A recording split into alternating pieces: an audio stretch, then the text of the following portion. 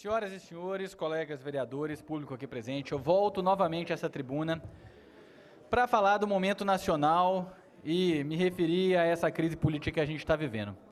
Eu gostaria de ler aqui uma carta, mas antes de ler essa carta, eu quero falar um pouquinho sobre um pouco do clima desse momento que a gente está vivenciando aqui no Brasil.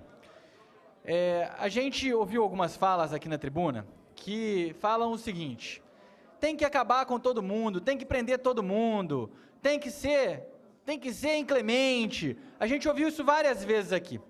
E eu quero dizer que, apesar de não duvidar, não me referir especificamente a nenhum vereador aqui, eu não acredito que essas frases, quando proferidas por estes agentes políticos, são verdadeiras.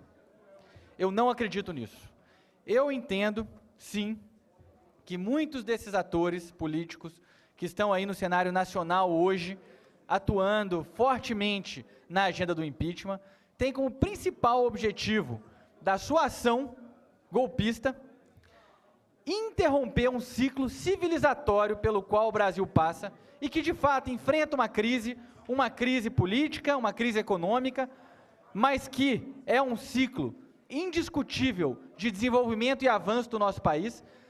E eles têm esse objetivo de interromper esse ciclo porque a esses atores, a estes senhores, é muito desagradável ter que abrir mão de privilégios e de garantias históricas que sempre detiveram, que sempre herdaram e que sempre garantiram, subvertendo, muitas vezes, inclusive, as normas do Estado Democrático de Direito. E é interessante mencionar que a estratégia que está sendo usada por várias dessas figuras pelo Brasil afora é uma estratégia muito perigosa, que é a estratégia, meus caros, de negar toda e qualquer forma de organização política.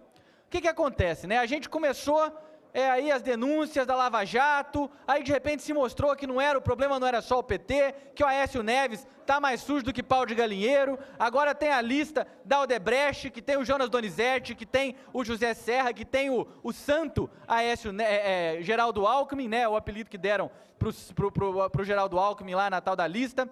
Quer dizer, quando esses atores veem que essa é a realidade, eles apostam, meus caros, numa perspectiva mágica, salvacionista, de que vai vir um vingador e vai resolver todos os problemas históricos do Brasil num passe de mágica.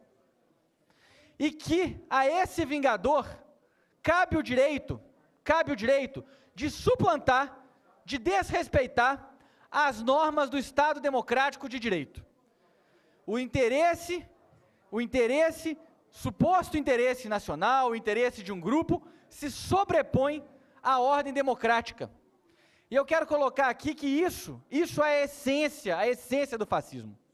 Isso é a essência do fascismo. E essa tem sido uma aposta estratégica desses setores. Porque, primeiro, antes de mais nada, o campo conservador no Brasil sabe perfeitamente que de um eventual processo de impeachment não vai nascer um salvador da pátria que vai resolver todas as mazelas do Brasil. Vai sim ser recolocada numa posição de protagonismo a oligarquia que historicamente atrasou o nosso Brasil e garantiu que o nosso país enorme, lindo e rico fosse sempre um país injusto, cruel, um país que maltrata os seus cidadãos. Essa é a realidade. Só que essa aposta é muito perigosa, porque o fascismo e esse tipo de operação se pauta na violência como método.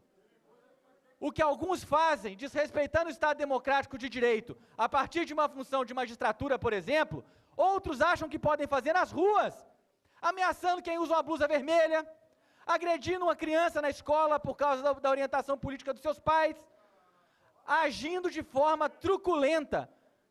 E os vereadores que talvez não saibam disso que está acontecendo aqui, que saibam, porque isso é parte de uma estratégia que está dentro da agenda golpista que a gente está enfrentando.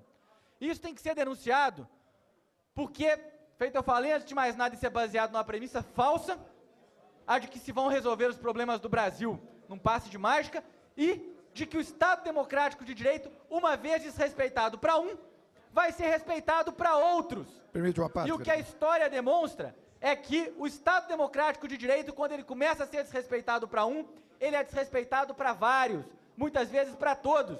Hoje é na casa de um, amanhã, cidadão, é na sua casa.